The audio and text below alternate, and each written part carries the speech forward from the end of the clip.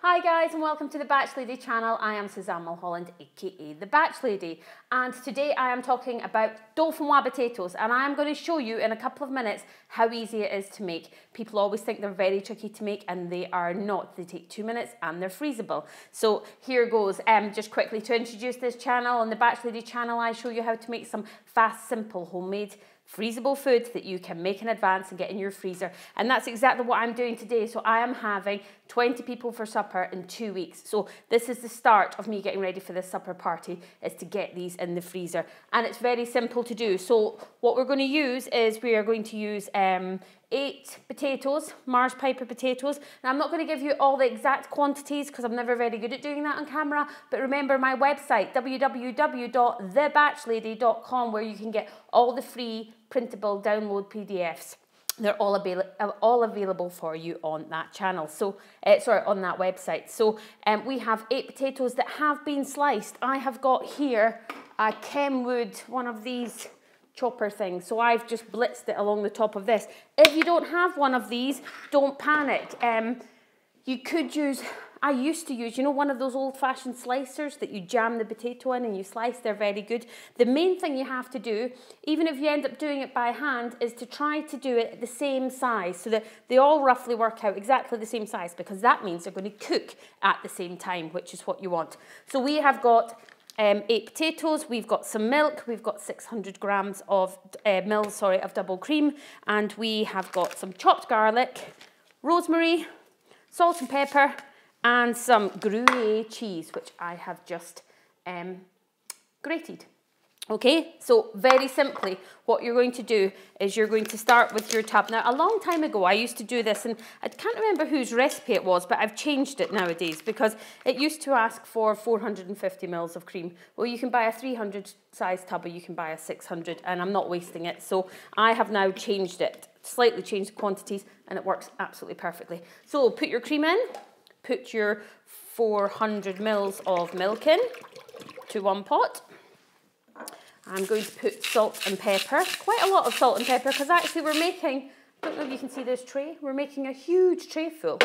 Now I've already got one on the stove just started, because in true Blue Peter style, I wanted to show you it quickly and how you could see it in 2 different ways, from just starting the cook to finishing the cook. Now I love to use, in my Batch Lady style, my chopped frozen garlic, and in fact I use this so much that I keep a spoon in it. So I am just going to put 2 teaspoons of chopped frozen garlic in there. I've got some sprigs of rosemary. I'm just going to dump them in there, okay? So that's my sauce, and I'm going to put it on the stove and just start to heat it gently. And I'm going to bring this one over to show you, because once that's heated, I'm just going to pour these potatoes into it and give them about 5 minutes or so. You don't want to cook them till they fall apart. You want to cook them so that they're still sliced. Now, if you can see that, and hopefully my camera above is working. Ooh, it's getting awful steamy up there. They are still sliced, okay? So let me move some of this out of the way, and I'm going to show you what we're going to do next. Okay. So these ones are getting ready to go into this pot here. As soon as it starts to heat, I'm going to add the potatoes in. So you're basically sort of semi-boiling them in the milk. And this is what I'm going to end up freezing them in. So have a think about what you want to use. You can use a ceramic dish.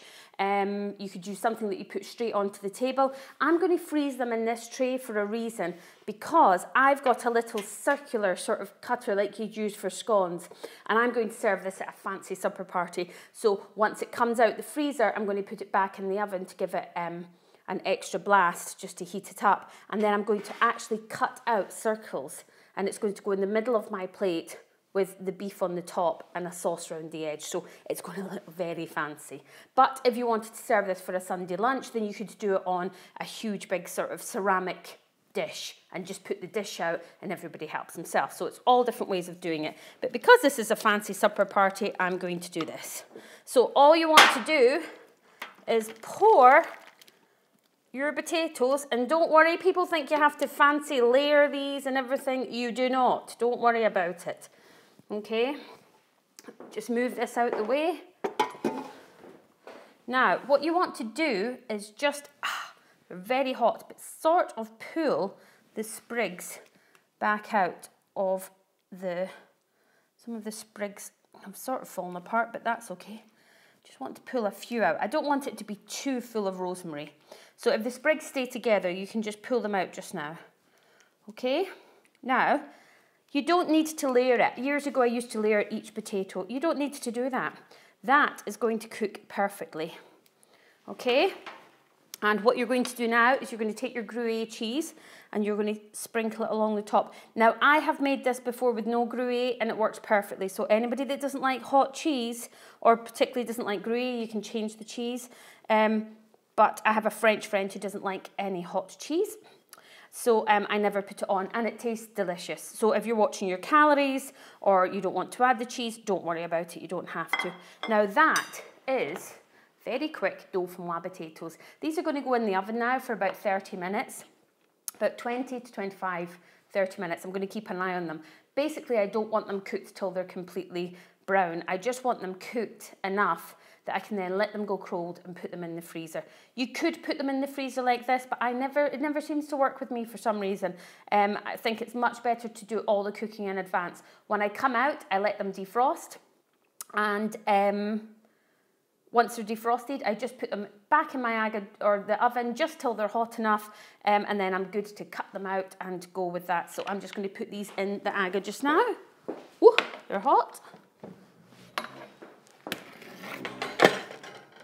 Oops.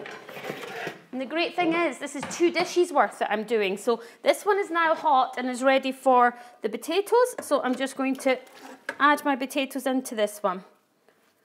Now what I would say is I've ended up using a smaller pot in the second ones because my first pot I used in the first ones, but those big pots are great because really you want the potatoes to be covered with the liquid because you're just really sort of parboiling them. So that is as easy as Dauphinoise potatoes are. Give it a go. I'll let you see what it looks like on my supper party week. And I think I'm going to add this to my supper party week. So I'll give you lots of camera shots to let you see when it comes out the aga and it's in its little containers what it actually looks like. Thank you so much for watching The Batch Lady. Lots more recipes to come, especially on this supper party week, where I'll be showing you how many meals that you can actually do that are fancy meals and put in your freezer so that when your friends come over, you get to enjoy the time with them.